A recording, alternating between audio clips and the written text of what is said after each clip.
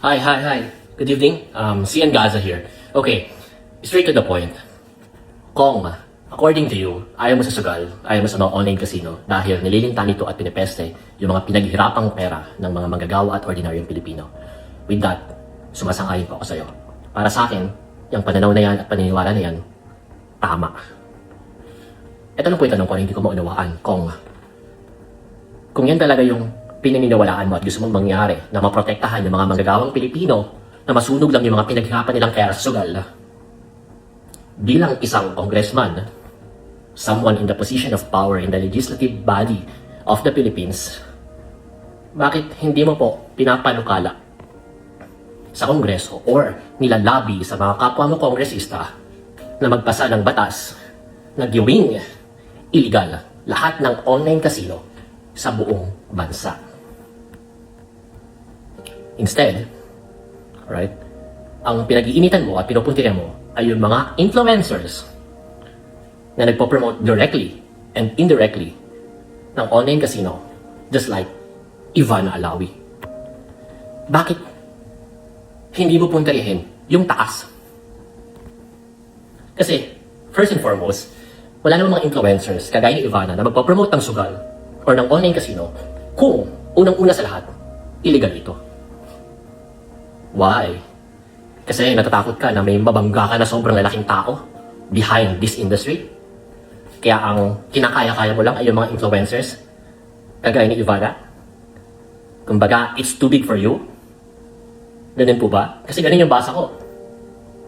Ang dating sa akin, alright, etos mo lang to, for the show lang. Kasi wala ka namang ginagawang tamang aksyon para maprotektahan yung mga magagawang Pilipino sa sugal. You know, ginagamit mo lang yung camera at ginagamit mo yung kasikatan ng isang 53 million followers, alright, on social media, number one most followed Filipino on social media, na pag nakiraid ka, alright, sa kasikatan niya, yung milyong-milyong Pilipino, okay, na ayaw sa sugal or ayaw sa online casino, bibilib sa'yo, mahahatak mo, ay wow, binabangga niya si Ivana. You know, grabe tong congressman na to. So para sa akin, kung for the show lang siya, kasi meron kang bigger plans sa 2028. Kumbaga, pabango, pabida. Kaya nga sobrang active sa social media ko eh. Di ba? Sabi mo, hindi naka-monetize yung social media mo or yung Facebook mo since 2024. Yun nga yung punto eh. Ako, I'm here, nag-iingay ako for the money. You know? For the money, para sa pera. Eh ikaw, Kong, bakit mo binibuild yung sarili mo, yung brand mo? Grabe pa yung cover photo mo.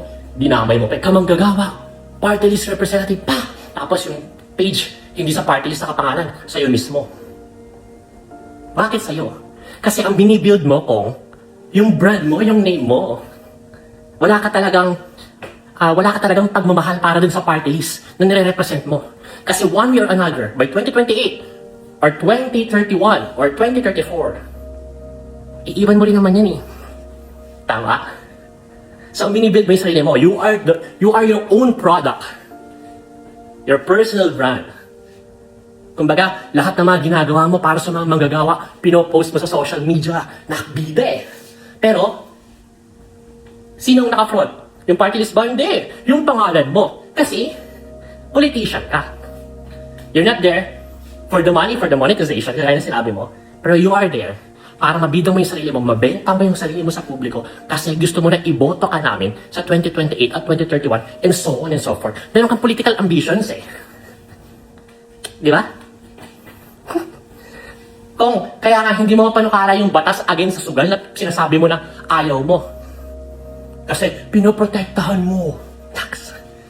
Ang mga pinaghirapang pera ng mga manggagawang Pilipino. Naks. Pero hindi ka makapagpasa ng batas or panukala ng batas sa Kongreso kasi lalaking tao nun. Delix ka dun pag binangga mo yung industriya na yun, tama? So, magpapapogi ka lang. Babayatan mo lang si Ivana.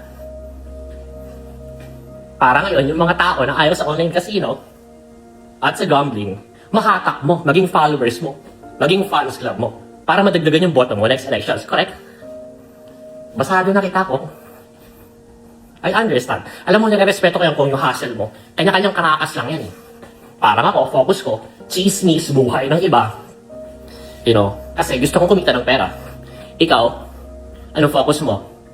Magpanggap. You know, na public servant sa Pilipinas na naglalaban or ipinaglalaban ang mga kapakanan ng manggagawang Pilipino. Tama? Ganun yung karakas mo eh. But at the end of the day, it's all about personal benefit for your own good, for your own ambitions. Kagaya lagi ko sinasabi ko, the most lucrative business in the Philippines is not gambling, politics. Politics. At yun yung negosyo mo. Sana all. God bless you all. Chatterbuzz, your one-stop showbiz ganap.